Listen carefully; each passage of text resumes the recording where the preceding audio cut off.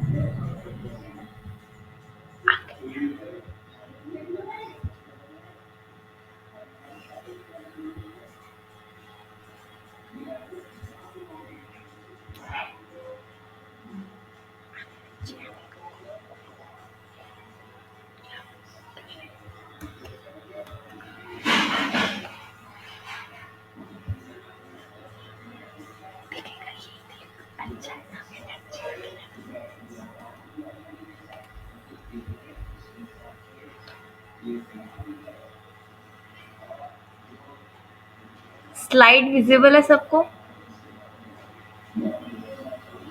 हाँ दीदी। और मेरा आवाज भी क्लियर है?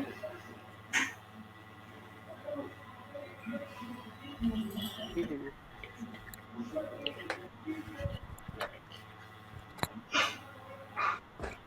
ठीक, 4 मिनट और वेट करते हैं, नहीं तो फिर अपन लोग स्टार्ट करेंगे।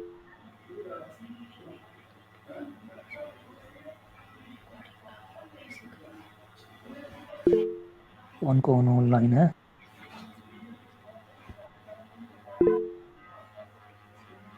हैंड रेस कर रहे हो, बोलो क्या बोलना है। कौन बता एंड्रेस? कौन बता एंड्रेस? कोई कोई किया ना, जिसको तो कुछ बोलना है तो ऐसे अरे बोल सकते हो कि कम लोग हैं। बाकी ना क्लास के टाइम पे सब लोग अपना म्यूट रखना ना।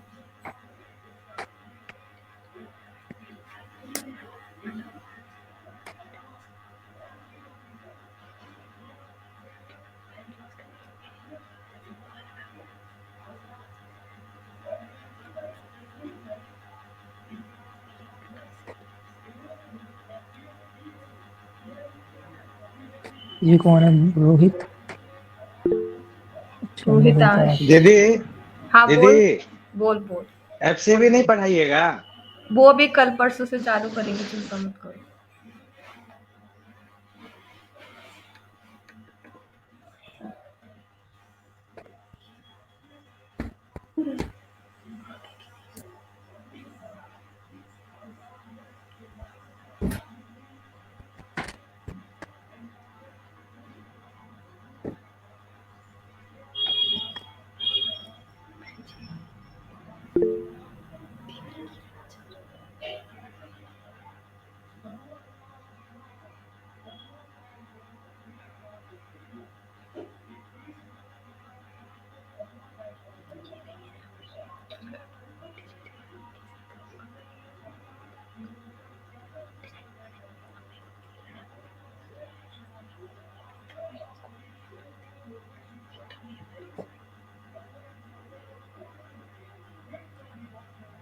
दो मिनट और 9-10 को स्टार्ट करते हैं, ठीक।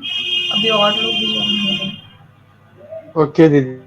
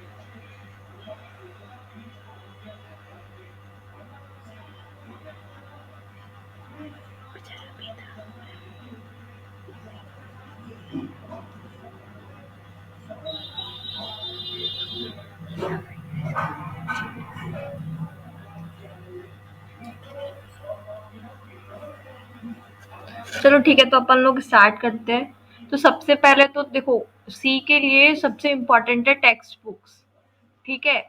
तो ये कुछ मतलब जो सबसे पॉपुलर टेक्स्ट बुक्स के नेम है, तो उसका स्क्रीनशॉट ले लेना।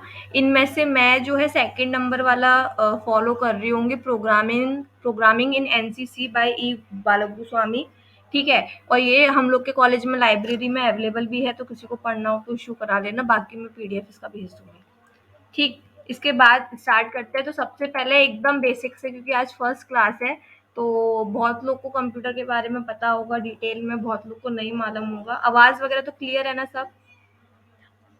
हाँ दीदी। स्क्रीन वगैरह विजिबल होगा, ठीक? हाँ, तो अब जी दीदी। हाँ स्टार्ट दीदी, सब कुछ क्लियर है। तो अब कंप्यूटर से स्टार्ट करते हैं। तो सबसे पहले कंप्यूटर क्या है? तो कंप्यूटर एक ऐसा डिवाइस है जिसको हम वेरियस टास्क के लिए यूज करते हैं।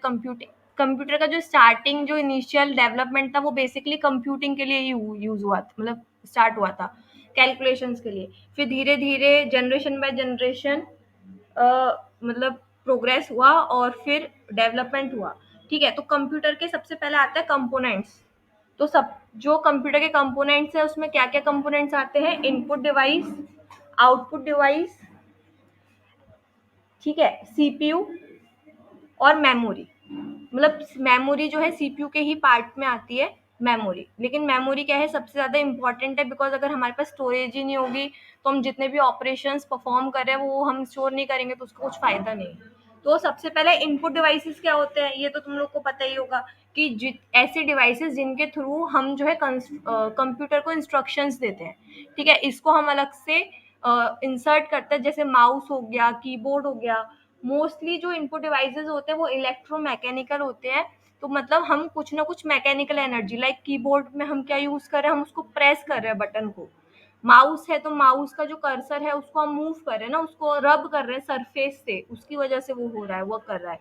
इस टाइप से मैकेनिकल एनर्जी हम उसको देते हैं, फिर उसको वो इलेक्ट्रिकल एनर्जी में कन्वर्ट करके वो इनपुट डिवाइसेस जो है हमारे वर्क करते हैं, ठीक है? तो इसके एग्जाम्पल बहुत सारे हैं, जैसे कि माउस हो गया, कीबोर्ड हो गया, ठीक है, ये सब। इसके अलावा आउटपुट डिवाइसेस क्या है? ऐसे डिवाइसेस हैं जो हमको ना कोई आउटपुट देते हैं, जैसे हमारा स्क्रीन हो गया, मॉनिटर, ठीक है, स्पीकर हो गया। तो ये हमको अलग अलग फॉर्म में हो सकते हैं, विजुअल फॉर्म में, साउंड फॉर्म में, अलग अलग फॉर्म्स में जो है ना हमको एनर्जी देता है। उसके अलावा होते हैं सेंट्रल प्रोसेसिंग यूनिट, जो इसको हम ब्रेन ऑफ कंप्यूटर भी बोलते हैं। और इसका मतलब सबसे ज़्यादा कंप्यूटर में यही है मेन, और तो कुछ है ही नहीं। तो कंप्यूटर के जो सीपीयू है उसके अलग अलग पार्ट्स हैं। तो उसमें पहला पार्ट होता है एएलयू। एएलयू बोले तो अर्थमेटिक लॉजिक यूनिट, जिसका काम क्या होता है, जितने भी arithmetic operations like plus minus, जितने भी लॉजिकल ऑपरेशंस है, वो सब जो है यही वाला जो यूनिट है वो परफॉर्म करता है। और वो कैसे परफॉर्म करता है कि उसमें ना रजिस्टर्स होते हैं, अलग अलग रजिस्टर्स होते हैं, वो उनको इंस्ट्रक्शंस आते हैं, तो बोला जाएगा कि इसको ये करना है, मतलब उसको ऐड करना है कि उसको सब्ट्रैक्ट करना है, और वो उसको परफॉर्म करेगा, ठीक। उसके अलावा एक होता है हमारे पास कंट्रोल यूनिट। कंट्रोल यूनिट क्या करता है कि हर चीज को ना कंट्रोल, सारे जितने भी इंस्ट्रक्शंस हैं, जितने भी प्रोसेसेस हैं, उनको ना कंट्रोल करता है, ठीक है? यानी कि इसको तुम ऐसे समझो, जैसे कि सपोज करो मेरे को कोई भी ऐड करना है, ठीक है? अब ऐड तो अरिथमेटिक कर देगा, 2+5 कर देगा, लेकिन किसको ऐड करना है, किसमें ऐड करना है, कब ऐड करना है, लाइक टाइमिंग हो गई, ये सब डिसीजंस कौन लेता है? हमारा कंट्रोल यूनिट होता है, लेता है, ठीक है? क्लियर हुआ ये चीज? जितने भी डिसीजंस होंगे, लाइक अगर मेमोरी यूनिट है और एएलयू है, उन दोनों के बीच का भी जो कोऑर्डिनेशन है, कब मेमोरी से डेटा आके एएलयू में लगेगा, कब एएलयू से मेमोरी में जाएगा, ये सारा कोऑर्डिनेशन भी जो कंट्रोल करती है वो हमारी कंट्रोल यूनिट करती है। और ये सब किसके थ्रू होता है? बसेस के थ्रू होता है, एड्रेस बसेस, अलग अलग मतलब बसेस होती है, उनके थ्रू होता है, ठीक है? उसके अलावा एक होता है हमारे जनरल पर्पस रजिस्टर, एक होता है हमारे स्पेशल पर्पस रजिस्टर। तो जो हमारे ऐसे रजिस्टर जो मतलब जो कुछ भी काम करे, मतलब देखो दो चीजें, एक तो वो वाले रजिस्टर जो हमने जो टास्क दिया है, पर्टिकुलर हमने कोई टास्क दिया है, उसको जो स्टोर करेगा, उसको तो हम बोलेंगे स्पेशल पर्पस रजिस्टर। और बाकी के जो भी काम हो रहे हैं वो सब हमारे करते हैं जनरल पर्पस रजिस्टर्स। इतना सब क्लियर हुआ। रजिस्टर के बारे में तुम डिटेल में थर्ड सेम में सब्जेक्ट है कंप्यूटर ऑर्गेनाइजेशन एंड आर्किटेक्चर, उसमें पढ़ोगे बिल्कुल डिटेल में, बट इतना तुमको पता होना चाहिए कि अंदर जो हमारी प्रोसेस जो वर्किंग है वो कैसे चल रही है। ये चीज क्लियर हो गई? यहाँ तक सुन रहे हो ना? हाँ दीदी, हाँ दीदी। हाँ, ठीक क्लियर है। है। हाँ, तो अब इसके बाद आता है मेमोरी पे। ठीक है, मेमोरी क्या है? मेमोरी हमारी सबसे ज्यादा इंपॉर्टेंट होती है, जो जितना भी हमारा डेटा है उसको ना स्टोर करने का काम करती है। मेमोरी दो टाइप की होती है, एक होती है प्राइमरी मेमोरी, एक होती है सेकेंडरी मेमोरी। प्राइमरी मेमोरी हमारी होती है रैम और रोम। प्राइमरी मेमोरी हम इसको इसलिए बोलते हैं क्योंकि जो हमारा सीपीयू है, जो हमारा प्रोसेसर है, वो इसको डायरेक्टली एक्सेस कर सकता है। प्राइमरी मेमोरी में आते हैं रैम और रोम। रैम मतलब रैंडम एक्सेस मेमोरी, और रोम होता है रीड ओनली मेमोरी। जो रैम होता है वो हमारा होता है वॉलेटाइल। वॉलेटाइल शब्द का अर्थ है कि जैसे ही हमारे कंप्यूटर का या कोई भी लैपटॉप जो भी डिवाइस है उसका पावर ऑफ होगा, जो भी वो मेमोरी होगी वो गायब हो जाएगी, वो स्टोर नहीं रहती है। ठीक है, ये रीडेबल भी होती है और राइटेबल भी होती है, डायनामिक होती है नेचर में। ठीक है, और जो रोम होती है read only memory, read only memory का काम ये होता है, मतलब ये होती है नॉन वॉलेटाइल, यानी कि इसको जो है अगर तुमने ऑफ भी कर दिया फिर भी वो अपनी ही जगह पर रहेगी, वो डिलीट नहीं होगी। और ये सिर्फ होती है रीडेबल, यानी इसको तुम इसमें चेंज नहीं कर सकते हो, ये तुम सिर्फ उसको रीड कर सकते हो। ठीक, ये चीज क्लियर हुई? अब आते हैं थोड़ा सा ना हार्डवेयर और सॉफ्टवेयर के ऊपर, हल्का हल्का हर चीज का ब्रीफ दे रही हूँ जिससे कि कोई एकदम टर्म तुमको नया ना लगे। ठीक है, तो अब आता है हार्डवेयर। हार्डवेयर तो सबको ही पता होगा, हार्डवेयर जिसको हम देख सकते हैं, जिसको हम टच कर सकते हैं, फील कर सकते हैं, वो सारे क्या होते हैं? हार्डवेयर होते हैं, डिवाइसेस। सॉफ्टवेयर जो हमारे कंप्यूटर के अंदर होते हैं उसको हम टच वच नहीं कर सकते, वो सॉफ्टवेयर होते हैं। सॉफ्टवेयर ना हम लोग के देखो दो टाइप के होते हैं, सिस्टम सॉफ्टवेयर, अभी सी पर आएंगे, पहले थोड़ा सा बेसिक सीख लो। ठीक है, सिस्टम सॉफ्टवेयर और एप्लीकेशन सॉफ्टवेयर। सिस्टम सॉफ्टवेयर वो होते हैं जो हार्डवेयर से ज्यादा क्लोज होते हैं, इस चीज का ना डिफरेंस समझना। सिस्टम सॉफ्टवेयर कौन से सॉफ्टवेयर होते हैं? जो हमारे हार्डवेयर से ज्यादा क्लोज होते हैं, और ये हमारा जो कंप्यूटर का जो आर्किटेक्चर है, जो उसकी बनावट है, उस पर डिपेंड करते हैं। ठीक है, जितने भी हमारे सिस्टम के रिसोर्सेज हैं और जो भी उसमें एक्टिविटीज हो रही हैं, ये उन सब के लिए रिस्पॉन्सिबल होते हैं। हाँ, सिस्टम सॉफ्टवेयर का सबसे बेस्ट एग्जांपल है ऑपरेटिंग सिस्टम। ऑपरेटिंग सिस्टम जानते हो क्या होता है? किसी को पता है ऑपरेटिंग सिस्टम क्या होता है?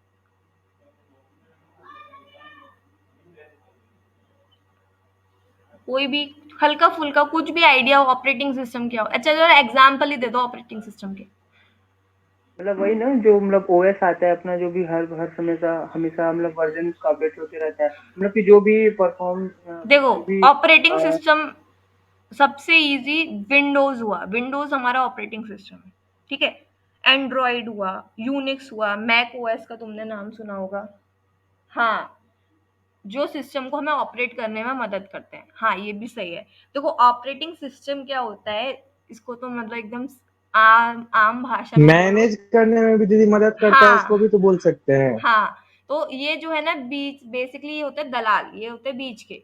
ये जो है, जो हमारे यूजर है, जैसे हम जो है, और जो हमारा कंप्यूटर है, ठीक है, उन दोनों के बीच में, मतलब उनके इंटरेक्शन को, कि हम जो है कंप्यूटर के साथ इंटरेक्ट कर पाए और कंप्यूटर हमारे साथ इंटरेक्ट कर पाए, वो जो बीच का जो इंटरफेस होता है ना, उसको हम बोलते हैं ऑपरेटिंग सिस्टम। क्लियर हुई ये वाली चीज? क्या होता है ऑपरेटिंग सिस्टम? ये एक बीच का इंटरफेस होता है between a user and our system, मतलब कंप्यूटर जो भी है। ठीक है, इसके एग्जांपल सबसे इजी कुछ भी नहीं आता, विंडोज हुआ, लाइनिक्स हुआ, यूनिक्स हुआ, मैक ओएस हुआ, ये सारे इसके एग्जांपल। ठीक है, अब इसके बाद एक और सिस्टम सॉफ्टवेयर का एग्जांपल मतलब ले लो, कंपाइलर। थोड़ी बहुत तुमने जितनी भी अभी तक सी पढ़ी है, जो भी कॉलेज में पढ़ी होगी, तुमने नाम सुना होगा कंपाइलर। कंपाइलर क्या होता है?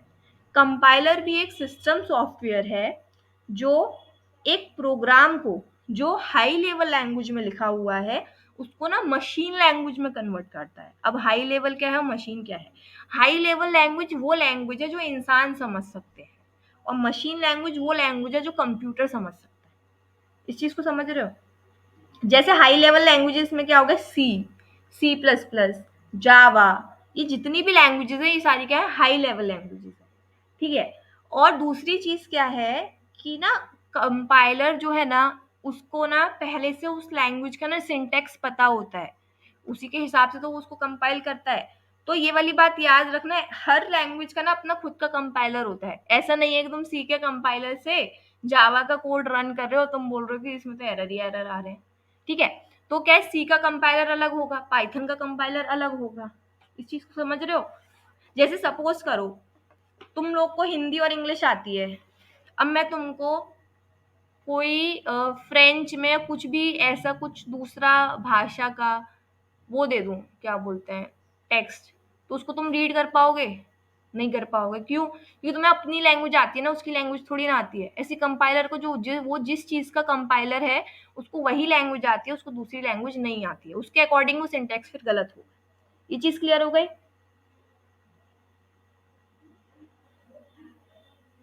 यहाँ तक क्लियर? फास्ट तो नहीं हो रहा ना? मेरे को थोड़ा सा, मैं फास्ट बोलती हूँ। रिस्पॉन्स करो यार, ऐसे चुप चुप नहीं बैठो। सही है, सही है। ठीक है ना?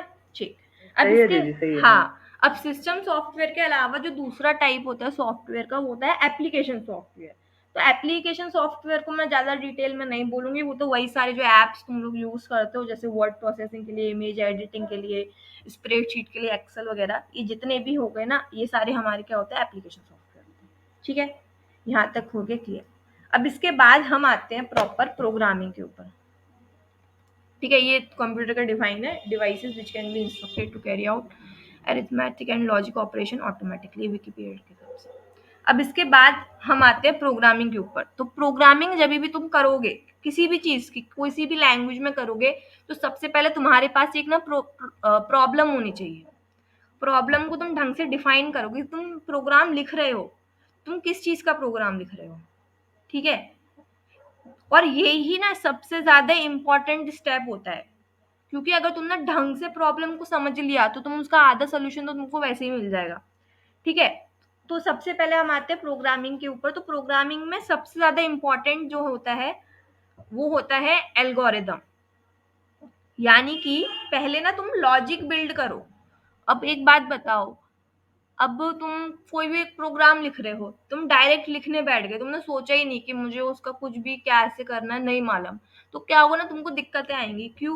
क्योंकि एक तो वैसे ही तुमको प्रोग्राम सिंटेक्स में लिखना है ना, एक प्रॉपर सिंटेक्स रहता है ना हर लैंग्वेज का, वो तुमको फॉलो करना है, और तुमको खुद भी पता नहीं है कि तुमको क्या करना है।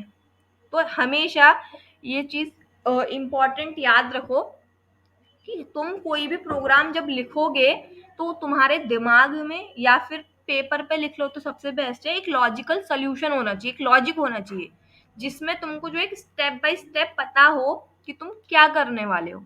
ठीक है, और उसी को हम कंप्यूटर की भाषा में हम एल्गोरिदम बोलते हैं। क्या बोलते हैं हम? एल्गोरिदम। और एल्गोरिदम किसी को ना याद हो तो उसको ना दूसरा नाम है उसका रेसिपी। फॉर एग्जाम्पल इसको ना मैं तुम्हें रेसिपी से ही समझाऊंगी, तुम पूरा समझ जाओगे। रेसिपी होती है किसी भी खाना बनाने की, कोई भी डिश है, अब मुझे वो चीज बनानी है, अब मुझे तो नहीं आती है ना, मुझे नहीं आती, लेकिन क्या है कि मुझे थोड़ी बहुत कुकिंग आती है। तो मैं क्या करूंगी कि किसी जिसको आती है उसने मुझे स्टेप्स बता दिए कि तुम ऐसे करना, तुम ऐसे करना, इसको ये करना, उसको वो करना, ऐसे ऐसे करके मैंने स्टेप बाय स्टेप वो फॉलो किया। ठीक है, और वो हो गया। तो ऐसी जब तुम आगे स्टेजेस में जाओगे, तुमको सपोज करो सॉर्टिंग करनी है, मतलब अरेंज करने हैं नंबर्स को। अब उसमें मतलब एक रैंडम में ले रही हूँ, तुमको नहीं पता होगा, बबल सॉर्ट मतलब होता है, एक सॉर्टिंग होती है। तो तुमको सॉर्टिंग करनी है, मतलब असेंडिंग ऑर्डर में नंबर्स को अरेंज करना है। अब इसका प्रोग्राम लिखो, अब तुमको तो नहीं आता होगा। अब ऐसा तो नहीं है कि हर प्रोग्राम टीचर तुमको स्टेप बाय स्टेप बताएगा, बेटा यहाँ पे जो है मेन स्टार्ट करना, यहाँ पे प्रिंटफ लगाना, यहाँ पे स्कैनफ लगाना, ऐसे तो नहीं होता। तो क्या होता है, तुमने ना गूगल से उसका एल्गोरिदम देख लिया कि सॉर्टिंग करते तो कैसे करते हैं, उसके स्टेप्स क्या हैं, और उसमें फिर अपना जो तुम्हारा जो भी तुमने सिंटेक्स वगैरह जो भी कोडिंग सीखी हुई है उसको लगाओ, और फिर तुम प्रोग्राम बना लोगे। एल्गोरिदम का यूज समझ में आया? क्या यूज है?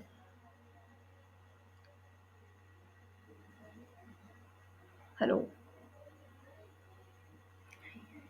हाँ दीदी, समझ गए। कोई भी ना प्रॉब्लम होना तो हाँ हाँ नहीं करना, रोक के पूछ लेना, ठीक है ना।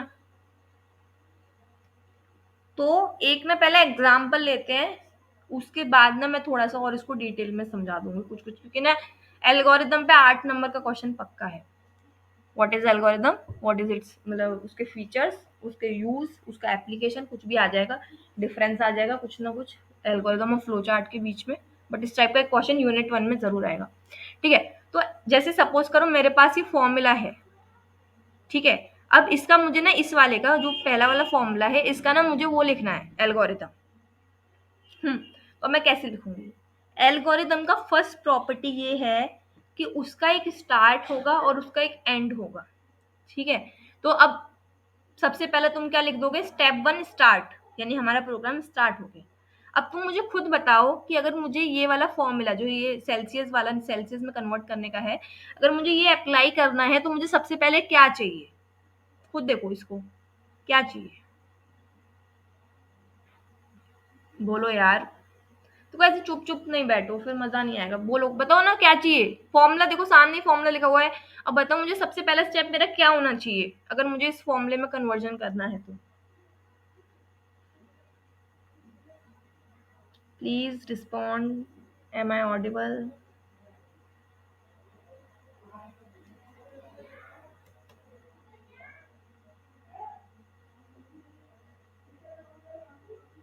M I audible? हाँ हाँ तो भाई जवाब तो दो, कुछ भी दो, गलत भी दो यार, क्या दिक्कत है? गलत दे लो। तो कितना, एक तो बेइज्जती पैसे हो तुम, जाएगी ना। बेइज्जती क्या हो जाएगी? सारे तो तुम क्लास के ही हो, एक से सारे साथ में बैठते हो, क्लास में नहीं होती होगी बेइज्जती? देखो, सबसे इजी, पहले हाँ बोलो। टेम्परेचर और सेल्सियस मतलब डिफाइन करेंगे ना इनको। हाँ, सबसे पहले देखो, सबसे लोग सही तो आंसर दे रहे हैं। हाँ, डिफाइन करना पड़ेगा। ओम गुड। ठीक है, सबसे पहले क्या करेंगे हम कि वेरिएबल्स को इनिशियलाइज करेंगे। अब उसको ज्यादा हम डिटेल में नहीं जाएंगे, वेरिएबल वगैरह वो आगे के चैप्टर्स में आएगा। मतलब हम पहले कंप्यूटर को ये बताएंगे ना कि एफ भी कोई चीज है और सी भी कोई चीज है ना? उसके बाद दूसरी चीज क्या करेंगे हम यूजर से एफ लेंगे कि हमें टेम्परेचर बताओ तो सही, हमको किसको कन्वर्ट करना है। तो सेकंड स्टेप क्या लिख दोगे? Take input. अब एल्गोरिदम की खासियत ये है कि इसकी ना कोई भाषा नहीं है, कोई भी भाषा नहीं है, कोई सी भी नहीं है, हिंदी भी नहीं है, इंग्लिश भी नहीं है। तुम इसको जिस भाषा में लिखना चाहते हो तुम लिख सकते हो, हिंदी में, इंग्लिश में, उर्दू में, और भी कोई आती हो तो उसमें, तुम किसी में भी लिख सकते हो। तो अब तुम इसको तुमको इस बात को जैसे लिखना है लिखो कि टेक इनपुट या इनपुट ले लो, जो भी तुमको लिखना है लिखो। लेकिन अगला स्टेप क्या होगा कि हमने उससे एक टेम्परेचर लिया, ठीक, उसके बाद क्या करेंगे? अगले स्टेप में उसको 32 में से माइनस कर देंगे, इसको लिख दो। अगला स्टेप क्या करेंगे? 5 का मल्टीप्लाई कर देंगे, उसको लिख दो। अगला स्टेप क्या करेंगे? 9 का डिवाइड कर देंगे, उसको लिख दो।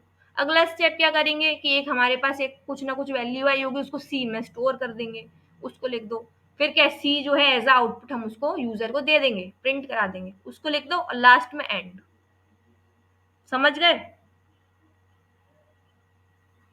इस तरह से तुमको एल्गोरिदम लिखना है। ये चीज क्लियर हुई? यस और नो? यस दीदी। पक्का क्लियर हुआ ना?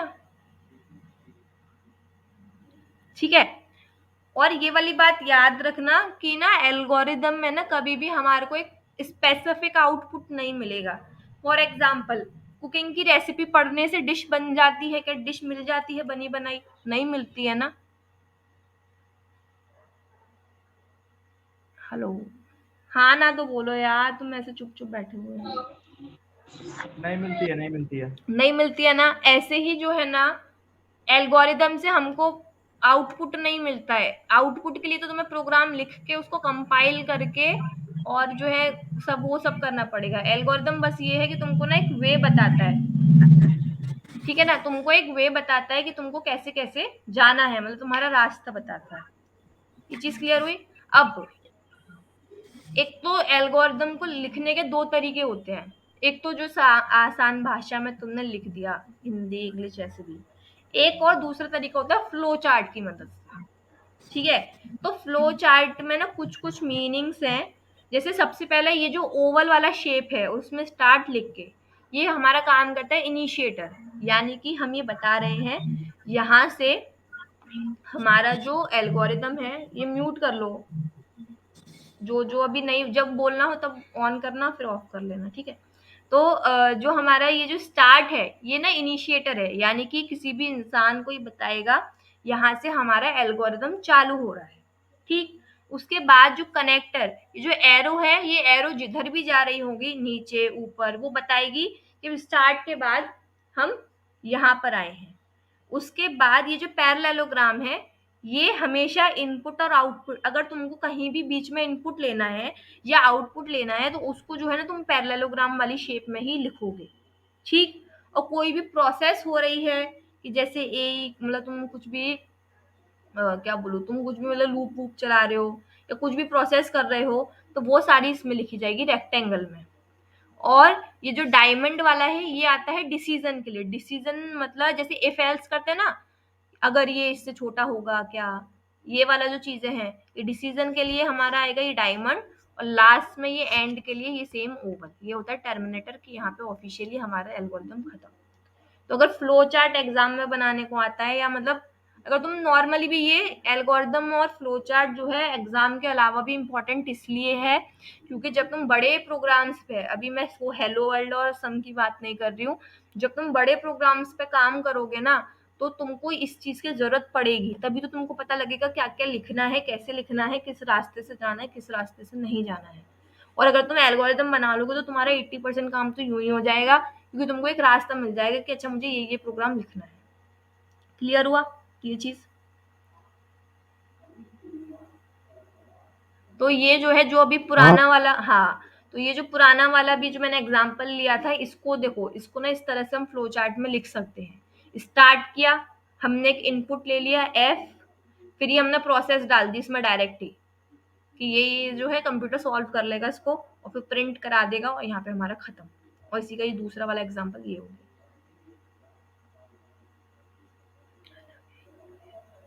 इसमें क्या है, क्योंकि हम उसको सेल्सियस को चेंज करेंगे, तो इसमें हमने सेल्सियस इनपुट ले लिया और एफ को हम प्रिंट करा देंगे। ये चीज क्लियर हुई?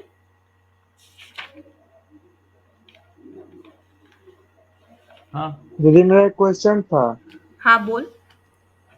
इसमें डिसीजन कहाँ है? डिसीजन जो है, डिसीजन अभी इस वाले में नहीं है, मतलब ये वाला जो एल्गोरिदम था हमारा, इसमें हमने कुछ डिसाइड नहीं किया ना। जैसे अगर तू वो वाला, सपोज कर तू फ्लो चार्ट बना रहा है डिसाइड करने का, कि मतलब 2 नंबर है, उनमें से तुझे स्मॉलर निकालना है, ए छोटा है कि बी छोटा है। उस वाले केस में तू डिसीजन लगाएगा ना, कि ए छोटा है कि बी छोटा है। डिसीजन मोस्टली इफ एल्स के लिए यूज होता है, जहाँ पे भी इफ वाला कंडीशन है, इफ एल्स वाला, ठीक है। तो इस वाले एग्जाम्पल में डिसीजन था ही नहीं। अभी आगे हम और एग्जाम्पल करेंगे, तुमको आज होमवर्क भी मिलेगा, तो उसमें तुम देखना तुमको डिसीजन वाला भी मिलेगा, ठीक। जैसे देख, इसमें आगे डिसीजन, तो ये जो है 1 से लेके n तक के नेचुरल नंबर्स का जो है मतलब सम निकालने के लिए हमारे एक फ्लो चार्ट है। तो हमने पहले उसको स्टार्ट किया, फिर हमने n इनपुट लिया यूजर से कि तुम्हें कितने नंबर का चाहिए। अब हमने एक प्रोसेस देख ली कि हमने जो वेरिएबल इसमें 2 लिए, सम और i, sum equal to 0, i equal to 0, ठीक है। अब इसमें हमने सम प्लस आई किया, यानी इसमें बेसिकली 0 किया, फिर 0 में हमने एक और ऐड किया, फिर इस तरह से ना हम ऐड करते जाएंगे, लूप टाइप का है। और अगर यहाँ पे चेक करेंगे क्या आई n से बड़ा है या बराबर में है, अगर है तो हम उसको प्रिंट कर देंगे, और अगर है ना, और अगर मतलब सॉरी उल्टा बोल दिया मैंने, अगर कम है या बराबर है, अगर कम है और बराबर है तो हम दोबारा से इसको चलाएंगे, और अगर उससे ज्यादा है तो हम उसको जो है प्रिंट कर देंगे, ठीक है। ये जो था 1 से लेके n तक का सम था। अब यहाँ पे ना एक देखो, अब ना इसका मैं तुमको बताती हूँ कि एल्गोरिदम वगैरह को लिखना क्यों जरूरी है। तुम्हारे हिसाब से मुझे बताओ, क्या इसको मुझे 1 से लेके n तक का वो निकालना है सम, तो क्या इसको मैं और कम स्टेप्स में कर सकती हूँ? थोड़ा सा बुद्धि लगाओ, क्या कोई भी ऐसा तरीका है जिससे हम इसको कम स्टेप्स में कर दें? इसमें तो लूप लग रहा है हाँ बेसिकली। हाँ बताओ। है एक फॉर्मूला आता है ना, हाँ ठीक है ना, तो एन यही n plus n into n plus 1 upon 100 n upon 2 करके। हाँ n इंटू एन प्लस 1/2। हाँ हाँ ये आता है। हाँ, तो यही चीज था, तो मैं यही दिखाना चाह रही थी कि हम एक प्रॉब्लम को सॉल्व करने के ना अलग अलग तरीके होते हैं, ये नहीं कि इसी से होगा। तुम उसको भी कर सकते हो। तुम यहाँ पे बस क्या करोगे, इनपुट n लिया, सीधा डिसीजन में डालोगे sum equals to n into n plus one upon two और प्रिंट करा दोगे, खत्म, लूप की जरूरत ही नहीं है। तुम्हारा कोड भी इजी हो गया, टाइम भी कम लगेगा, तुमको लिखने में भी टाइम कम लगेगा, कम कोड लिखोगे तो एरर के भी चांस कम होंगे, सब चीजें अच्छी हो गई, ठीक है ना। तो तुमको ना ये चीज थोड़ी सी ना अभी से बिल्ड करते हुए चलनी पड़ेगी कि एक प्रोग्राम को लिखने के ना 10 तरीके होंगे, ऐसा नहीं है एक ही से 10 तरीके होंगे। अब तुमको ये देखना है कि तुम सबसे शॉर्ट में कब किस तरीके से तुम सबसे शॉर्ट में, कि तुम्हारा कोड भी छोटा हो जाए और कोड इसमें ना कॉम्प्लेक्सिटी भी देखते हैं, आगे ये भी आएगा, मैं तुमको बता दे रही हूँ कि इसका नीड क्या है। कॉम्प्लेक्सिटी, अगर तुम्हारा कोड छोटा है तो स्पेस भी कम लगेगा ना उसको स्टोर करने में, और उसको एग्जीक्यूट, क्योंकि कंपाइलर हमारा लाइन बाय लाइन अगर उसको एग्जीक्यूट करेगा, है ना, तो जो भी उसको एग्जीक्यूट करेगा, सॉरी कंपाइलर टोटल एग्जीक्यूट करता है, इंटरप्रेटर लाइन बाय लाइन करता है, ठीक है, मतलब कंपाइलर उसको ओवरऑल भी एग्जीक्यूट कर रहा है, तो उसके बावजूद भी उसको मतलब कम कम कोड होगा तो उसको एग्जीक्यूट करने में भी कम टाइम लगेगा ना, समझ रहे हो इस चीज को। हाँ हाँ, तो इसीलिए ना कोई भी, ऑल्दो इसमें एक्सेप्शन ये है कि एग्जाम में तुमको यही लिख के आना पड़ेगा, नंबर मतलब जितना ज्यादा लिखोगे तो वो टीचर के अकॉर्डिंग नंबर उसी में देगी। लेकिन मतलब जब तुम रियल वर्ल्ड में इस चीजों पे काम करोगे, मतलब कोडिंग में करोगे, कॉम्पिटिशन्स में करोगे, आगे जॉब में जब भी करोगे, तो तुम्हारी अप्रोच यही रहेगी कि शॉर्टेस्ट वे, सबसे कम तरीका जिससे हम ये काम कर पाए, ठीक है, यही है इसमें, ठीक है। अभी कुछ प्रॉब्लम्स हैं, इसको मैं चाहूंगी कि तुम इसमें से कम पहला वाला जो है इसका ना यहीं पे ही एल्गोरिदम लिख लो, एक बार ट्राई मार लो, जिससे क्या तुमको कोई दिक्कत हो तो अभी के अभी पूछ लेना।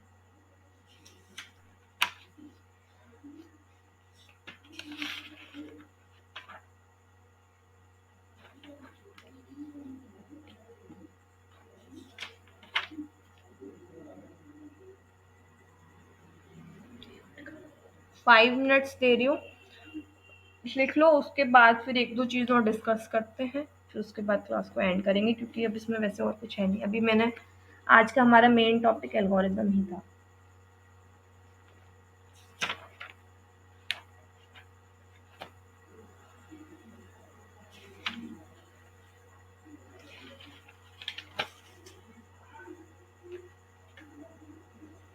ये क्वेश्चन नंबर 3 में बिना लूप वाला समझा दीजिएगा ना, ये लूप वाला थोड़ा डाउट है।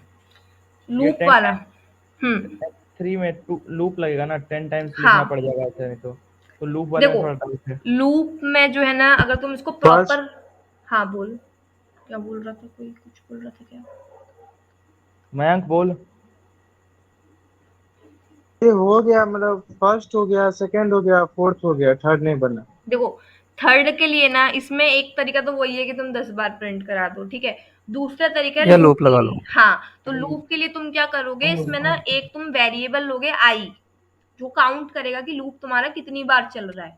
वैसे तो आगे हम प्रॉपर लूप पढ़ने वाले हैं, तो तुमको तब क्लियर हो जाएगा उसका स्ट्रक्चर, लेकिन अभी मैं बता दे रही हूँ कि अप्रोच क्या होगी। तुम एक वेरिएबल लोगे आई, ठीक है, वो काउंट करेगा कि जो है लूप तुम्हारा कितनी बार चल रहा है। तो तुम पहले लिखोगे आई इक्वल टू 0, ठीक है, फिर तुम प्रिंट कराओगे क्या, हेलो वर्ल्ड।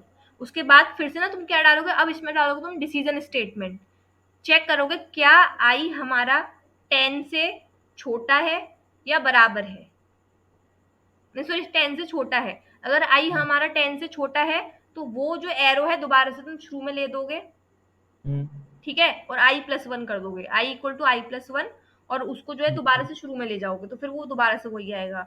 और अगर 10 से बड़ा, मतलब 10 के बराबर है या 10 से बड़ा है, वैसे बड़ा तो होगा नहीं, बराबर पे आएगा, तो फिर तुम आगे क्या कर दोगे, उसको एंड कर दोगे। ये जो तुम्हारा डिसीजन है ना, ये बनेगा उसमें, समझे इस चीज को। हाँ। और डिसीजन के बाद ना i equal to i plus one जरूर करना, उससे क्या होगा, तभी तो वो आगे इंक्रीमेंट हो जाएगी ना वैल्यू, कि वो अभी क्या था, एक बार प्रिंट हो गया, आई इक्वल टू 0 था, एक बार प्रिंट किया, अब तुमने देखा कि जो हमारा वैल्यू है वो छोटा है, उसके बाद तो फिर तुमने क्या, उसमें एक ऐड कर दिया, तो यानी हमारा 0 प्लस 1 हो गया, यानी कितनी बार प्रिंट हुआ, अब हमारा एक बार प्रिंट हुआ, अब वो दोबारा से जाएगा, फिर प्रिंट कराएगा, अब 1 प्लस 1 कितना हो जाएगा, 2 हो जाएगा, फिर कंपेयर करेगा 10 से छोटा है, ऐसे चलेगा ये चीज। क्लियर हुई ये वाली चीज। हाँ इसको तो दीदी इसको तो ऐसे भी कर सकते हैं ना, मतलब कि प्रिंट ले लेंगे हेलो, उसके बाद इंट इक्वल टू एक्स करके, एक्स मतलब एक्स इक्वल टू 10 करके। नहीं नहीं, ये क्या तूने कोई नया ही बना दिया। ऐसे नहीं, इसमें लूप चलेगा या फिर तुमको 10 बार प्रिंट कराना पड़ेगा। ठीक, यहाँ तक क्लियर हुआ? अब इसके बाद पहले बताओ, यहाँ तक क्लियर हुआ? अभी तक जितना पढ़ाया है उसमें किसी को कोई दिक्कत परेशानी पूछ लो। नहीं। नो दीदी। सब क्लियर है ना? हाँ। यस दीदी। ठीक। अब इसके बाद एक काम करते हैं, कितना टाइम हो रहा है अभी ना, इसको आगे खींचते हैं, ठीक है? एल्गोरिदम यहाँ तक क्लियर हो गया ना? हाँ। हाँ, अब थोड़ा सा ना सी के ऊपर आते हैं, ठीक है? तो आज ना थ्योरी क्योंकि चल ही रही है, तो मैं सी का भी थोड़ा सा थ्योरी कंप्लीट कर दे रही हूँ, फिर कल से प्रॉपर प्रोग्रामिंग, ठीक है? सबसे पहली जो प्रोग्रामिंग थी वो थी हमारी एल्गोल। वो 1960 में स्टार्ट हुई थी, जो इतनी ज़्यादा एफिशिएंट नहीं थी, मतलब उसको कुछ नहीं था उसका, ठीक है? उसके बाद धीरे-धीरे मतलब जैसे-जैसे कंप्यूटर्स बढ़े, एल्गोल जो है यूएसए वगैरह वाली साइड इतना पॉपुलर नहीं था, यूरोप में थोड़ा-सा पॉपुलर था। तो जैसे-जैसे आया तो ईयर 1972 में डेनिस रिची ने सी का मतलब सी को उन्होंने बनाया, सी को उन्होंने इंट्रोड्यूस किया। जब सी को यूज़ किया गया, सबसे पहले सी को सिर्फ एकेडमिक्स में यूज़ कर रहे थे, ठीक है? लेकिन धीरे-धीरे जब उसको सी के कंपाइलर्स को कमर्शियल यूज़ के लिए यूज़ किया गया, तो देखा गया कि उसकी ना पॉपुलैरिटी बढ़ रही थी, ठीक है? उसके वेरियस यूज़ उनको देखने को मिल रहे थे। लेकिन तब तक भी क्या था ना, सी सिर्फ़ और सिर्फ़ इंजीनियर्स की और मतलब इन्हीं लोग की उसमें था। मतलब जो नॉर्मल जनरेशन होती है ना, उसमें इतना सी नहीं था। फिर उसके बाद जो डेनिस रिची थे, उन्होंने ना अपनी एक बुक प्रिंट करी। बुक का नाम था द सी प्रोग्रामिंग लैंग्वेज। जैसी वो बुक प्रिंट हुई, उससे क्या हुआ, फिर जो नॉर्मल यूजर्स थे या जो नॉर्मल लोग थे, उन्होंने भी उस बुक को पढ़ा, ठीक है? उसको समझा, थोड़ा थोड़ा कुछ कुछ किया। तो फिर धीरे धीरे ना लोगों का इंटरेस्ट जगा। फिर उसके बाद ना इसके वर्जन आने लग गए, सी, फिर C89, फिर C99, ऐसे अलग अलग इसके वर्जन आने लगे। लेकिन फिर भी दिक्कत क्या आ रही थी, अब तुम अपनी सी चला रहे हो, तुमने अपने अलग ही कोड बना दिए, दूसरे दुनिया के किसी कोने में अलग चल रहा है। तो एक हमारा एनसी करके एक जो है अमेरिकन नेशनल स्टैंडर्ड इंस्टीट्यूट, उसने फिर 1983 में इसको एक स्टैंडर्डाइज कर दिया। तब से उसका नाम हो गया एनसीसी। तो उन्होंने एक स्टैंडर्ड बता दिया कि ये हमारे मतलब कीवर्ड्स हैं, ये इसके फंक्शंस हैं, ऐसे ऐसे इसका सिंटैक्स है। उन्होंने एक स्टैंडर्ड कर दिया, अब हर जगह जो है यही चलेगा। अब आता है सी का इम्पोर्टेंस क्या है। सबसे पहली चीज़ जो है सी की इम्पोर्टेंस है कि सी ना जो हमारा हार्डवेयर है, जो हमारा कंपाइलर है, मतलब उसके ना काफ़ी बहुत ज़्यादा क्लोज है।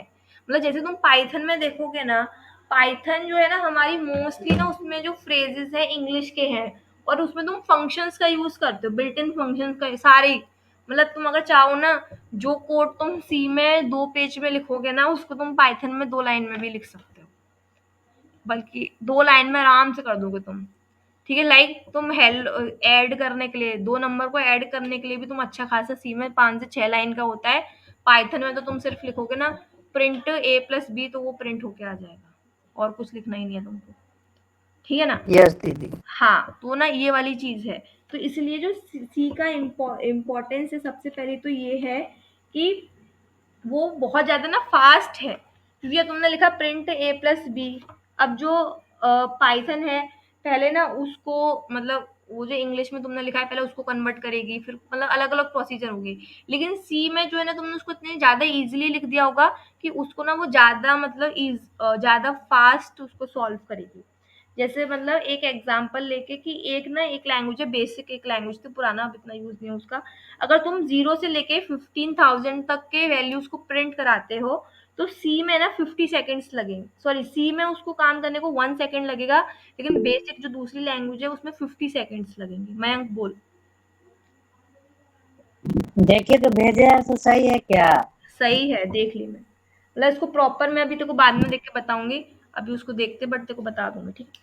अब इसके बाद जो है एक चीज जो याद कर लो, वाइवा में पूछेगा ही पूछेगा, सी में ना 32 कीवर्ड रिजर्व्ड हैं, यानी उन शब्दों के पहले से कुछ ना कुछ मतलब है, उनके नाम के तुम खुद के फंक्शंस नहीं बना सकते हो, जैसे प्रिंट एफ हो गया, स्कैन एफ हो गया, गो टू हो गया, ब्रेक हो गया, ये कुछ कुछ शब्द ऐसे हैं जो कि सी में रिजर्व्ड हैं, कीवर्ड से मतलब इनके पहले से कुछ प्री डिफाइंड मतलब है, ठीक है, और उनका मतलब तुम उनके नाम के तुम फंक्शंस क्रिएट नहीं कर सकते हो। दूसरी चीज जो सी के बारे में याद रखने की है कि ये ना केस सेंसिटिव है। केस सेंसिटिव बोले तो कैपिटल ए और स्मॉल ए का अलग अलग मतलब है, ठीक है। तुम एक में अगर कैपिटल प्रिंट एफ लिख रहे हो तो वो एरर देगा। तुमने एक जगह कैपिटल ए लिखा है, एक जगह स्मॉल ए लिखा है, और तुम सोच रहे हो कि वो दोनों बराबर है, तो वो सी के लिए बराबर नहीं है। ये चीज क्लियर हुई?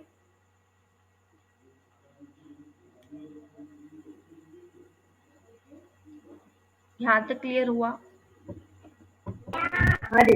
ये सी के छोटे, और सी क्या है, पोर्टेबल है, यानी कि तुम एक सिस्टम में लिख के, ऐसा नहीं है कि वो उसी में चलेगी, तुम उसको दूसरे सिस्टम में भी चला सकते हो, तो अपने तुम दोस्तों के साथ शेयर करके, ठीक है।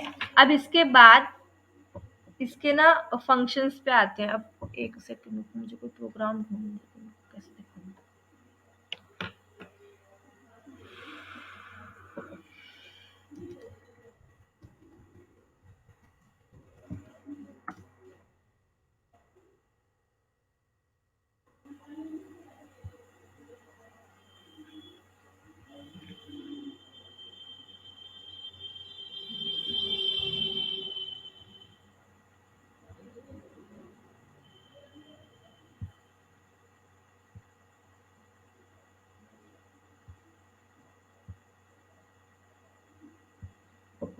स्क्रीन दिख रही है? हाँ दीदी। ठीक है, तो ये ना अभी इसी पे मैंने खोल लिया, टाइप करने का टाइम नहीं है। तो ये सी वाला, ये हेलो वर्ल्ड का प्रोग्राम दिख रहा है। वैसे तो तुम लोग को मोस्टली अगर थोड़ा बहुत भी पढ़ा होगा ये तो आता ही होगा, लेकिन फिर भी मैं बेसिक से, क्योंकि जिसको नहीं आता उसके लिए एकदम बेसिक से लेके चलते हैं। दिख रहा है? इसको थोड़ा सा रुक जाओ, बड़ा करते हैं।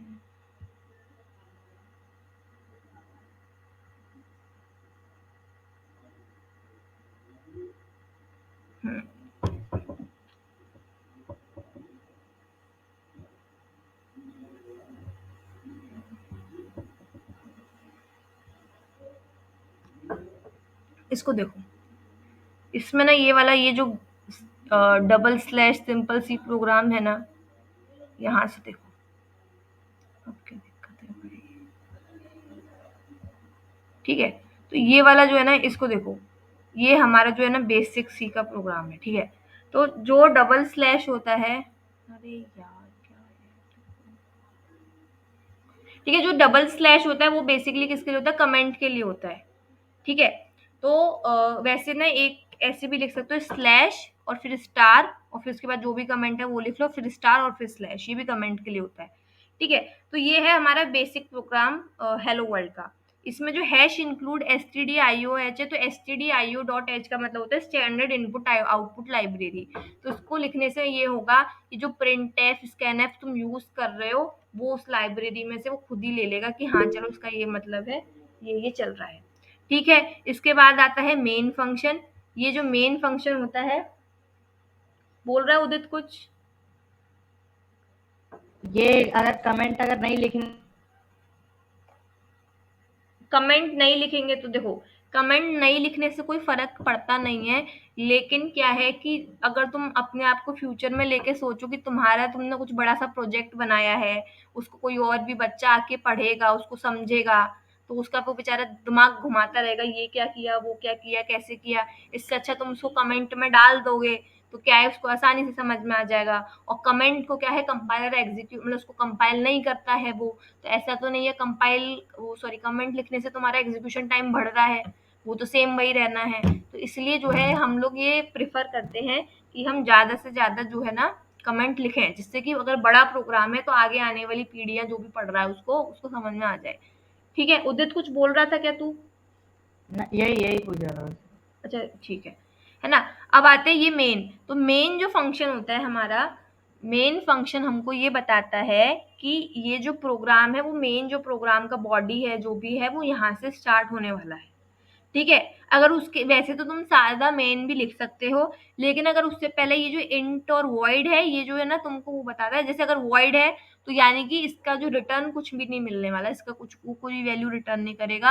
अगर तुमने इंट लगा दिया तो यानी कोई ना कोई इंटीजर रिटर्न करेगा, ठीक है। अगर तुमने इंट लगाया तो रिटर्न 0 तुमको लिखना पड़ेगा कि कुछ भी तुमने रिटर्न किया, ठीक है। इसके बाद प्रिंटफ। प्रिंटफ क्या है, जैसे मैंने तुमको बताया, ये एक रिजर्व्ड कीवर्ड है जिसका यूज हम किस चीज के लिए करते हैं, कुछ भी चीज जो हमको स्क्रीन पे दिखानी है, कुछ भी हमको आउटपुट दिखाना है तो उसके लिए हम प्रिंटफ का यूज करते हैं। ये सेमी कॉलन है, ये उसको कंपाइलर को ये बताएगी कि ये लाइन यहाँ पे समाप्त हो गई है, आगे वाली लाइन का और इसका कोई संबंध नहीं है। और ब्रैकेट हम इसलिए लगाते हैं कि देखो किसी भी फंक्शन, देखो तुमने देखो कोई यहाँ पे भी ब्रैकेट लगा हुआ है, और ये वाला ब्रैकेट और ये वाला ब्रैकेट हमेशा ना फंक्शंस के आगे लगता है। जैसे ना मेन एक फंक्शन है, प्रिंटफ भी एक फंक्शन है। फंक्शन को आगे और डिटेल में पढ़ेंगे, बट अभी तुम समझो फंक्शन के लगता है। और अगर ब्रैकेट के अंदर कुछ नहीं है, जैसे इसमें कुछ नहीं है, तो इसका मतलब ये है कि इसके पास कोई भी आर्ग्यूमेंट नहीं है, मतलब इसकी कोई भी वैल्यू इसमें नहीं है। लेकिन अगर प्रिंटफ इसके अंदर कुछ लिखा हो तो ये इसकी कुछ ना कुछ वैल्यू होगी। तो प्रिंटफ के अंदर तुमने कुछ भी लिखा हुआ होगा तो वो तुम्हारा जो है स्क्रीन पे प्रिंट हो जाएगा। इसमें हमने डबल कोट्स में हेलो वर्ल्ड लिखा हुआ है, स्ट्रिंग है एक, तो ये जो है जो भी जब तुम इसको रन करोगे तो इस तरह से हेलो वर्ल्ड लिखा हुआ आ जाएगा। ये चीज क्लियर हुई यहाँ तक? क्लियर? हाँ हाँ दीदी। तो ये ना सबसे दीदी बेसिक रिटर्न 0 नहीं भी लिखेंगे तो चलेगा ना? चलेगा, लेकिन तुम कोशिश किया करो लिख दिया करो, क्योंकि मतलब रिटर्न जो है अगर तुम इंट लिखोगे ना तो कंपाइलर तुमसे रिटर्न को ना एक्सपेक्ट करेगा कि तुम कुछ ना कुछ रिटर्न करने वाले हो। और फिर दूसरी बात क्या है ना कि अभी क्योंकि तुम अभी तो पढ़ाई वाले स्टेज में हो, तो इसमें तो क्या है ना कि तुम एक स्टैंडर्ड माना ही जाएगा कि सिंटेक्स है, ये क्या है, बेसिक सिंटेक्स है, तो ये तुमको देना ही पड़ेगा। बाकी क्या है, कभी कभी जैसे तुम अगर ऑनलाइन कंपाइलर यूज कर रहे हो ना तो वो जो है ना रिटर्न 0 को इग्नोर मार देते हैं। अगर तुमने नहीं लिखा होगा ना तो भी तुम्हारा प्रोग्राम रन हो जाएगा, ठीक है। लेकिन मिनजी डब्ल्यू वगैरह में अगर तुम इसको रन करोगे ना तो फिर तुमको एरर देगा, ठीक है। ये चीज क्लियर हो गई यहाँ तक? ओके जी। हाँ, और एक चीज याद रखना, कमेंट के अंदर कभी भी कमेंट नहीं लिखेंगे, नेस्टेड कमेंट नहीं, कि तुमने एक बार स्लैश वगैरह लगाया उसके अंदर फिर से कुछ लिखा और फिर स्लैश लगा दिया, मतलब नेस्टेड स्लैश, मतलब इस वाले में नहीं। जो मैंने एक तुमको बताया ना स्लैश लिख के और स्टार वाला, उस वाले फॉर्मेट में जो है ना तुम अभी ना उस वाले फॉर्मेट में तुम नेस्टेड नहीं लिख सकते, मतलब एक के अंदर एक नहीं लिख सकते हो। ये चीज क्लियर हुई?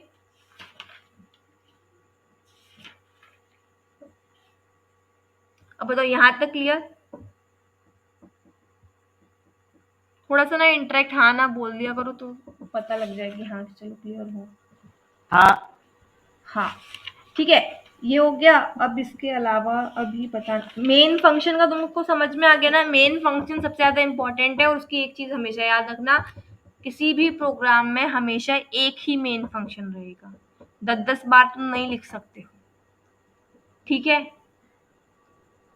सी में किसी भी प्रोग्राम में एक ही मेन फंक्शन रहेगा, उसके में तुम 10-10 बार उसको नहीं लिख सकते हो, ठीक है। अब इसके बाद थोड़ा सा ना अब हर चीज का ना एक रफ आइडिया दे देता है, बेसिक इंट्रोडक्शन। उसके बाद कल से उसको ना डिटेल में जो चैप्टर वाइज में ना जो बाला गुरुस्वामी वाली बुक है उसी को फॉलो कर रही हूँ, और उसी के ना चैप्टर्स के अकॉर्डिंग करा रही हूँ। तो उसकी जो एक्सरसाइज है उसको पीडीएफ भेज देंगे, तो उसको जो है ना तुम प्रैक्टिस कर लेना फिर, ठीक है। अब आता है डेटा टाइप्स के ऊपर। देखो डेटा ना अलग अलग टाइप का होता है। हेलो वर्ल्ड है, इसमें अल्फाबेट्स आ गए, नंबर भी होते हैं, तो अलग अलग टाइप के डेटा होते हैं, ठीक है। तो जो हमारा कंप्यूटर है उसमें अभी जो तुम सी में जो तुम्हारे मेन काम में आएंगे, सी में तुम्हारे ना मेन 3 ही काम में आएंगे। एक आएगा कैरेक्टर, एक आएगा इंट, और एक आएगा फ्लोट, ठीक है। डबल इंट भी आ सकता है अगर तुम ज्यादा बड़ी बड़ी वैल्यूज के साथ डील कर रहे हो तो। कैरेक्टर जो होता है वो यूज करते हैं हम किसी भी ये वाले जो ये मतलब वैसे तो ये किसी भी ABCD और 1 2 3 दोनों के लिए आता है, बट मोस्टली हम कैरेक्टर को हम तब यूज करेंगे जब ना हम अल्फाबेट्स के साथ काम कर रहे हैं, ठीक है। कैरेक्टर ना ए जो है ना, अगर मैंने लिखा वर्ड WORD तो इसमें 4 कैरेक्टर आ गए। W एक कैरेक्टर है, O एक कैरेक्टर है, R एक कैरेक्टर है, D एक कैरेक्टर है, ठीक। इंट मतलब इंटीजर, यानी जितने भी नंबर्स हैं, जो भी नंबर माइनस में हो चाहे प्लस में हो, ये सारे हमारे किस में आते हैं, इंटीजर्स में आते हैं। ठीक, फ्लोट में हमारी आती है डेसिमल वैल्यूज। ठीक है, 1.5, 3.5, इस टाइप की जो भी आएंगी ये सब हमारी आएंगी फ्लोट में। ठीक है, इसके अलावा हाँ बोल उदित। जैसे कि एक सबसे स्टार्टिंग करते हैं ना, अगर कोई कोड लिखना रहता है तो hashtag include studio dot H वाला, हाँ stdio डॉट एच। हाँ एक होता है मतलब जो मैथमेटिकल एक्सप्रेशन अगर लंबा करना रहता है, जैसे कैलकुलेटर का कोड करना रहता है तो मैथ डॉट एच मैथ, लगाते हाँ हैं। Math dot H. हाँ तो उसमें क्या फर्क पड़ता है? देखो, उसमें ये फर्क पड़ता है कि ना इसको तुम कैसे समझो, इसको मैथ नहीं, इसका ना एक रियल लाइफ एग्जांपल से समझाते हैं।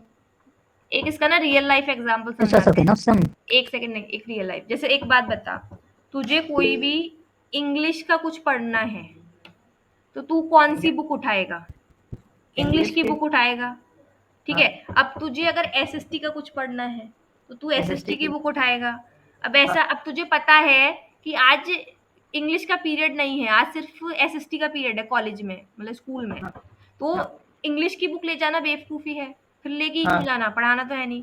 ऐसे ही क्या होता है, अब तू प्रोग्राम लिख रहा है, अब सपोज कर तुझे मालूम है कि मैं बेसिक प्रोग्राम लिख रहा हूँ, बड़े बड़े मैथ्स फंक्शन की जरूरत ही नहीं है, तो तू उसमें मैथलिब इंक्लूड करके कोई फायदा नहीं है ना। अब अगर मुझे पता है पहले से, अब तुझे ये तो आइडिया होगा ना कि तुझे किस किस चीज की जरूरत पड़ रही है। मैथ लिब जो है उसमें होता है पाइथन में, मैथ डॉट एच होता है इसमें।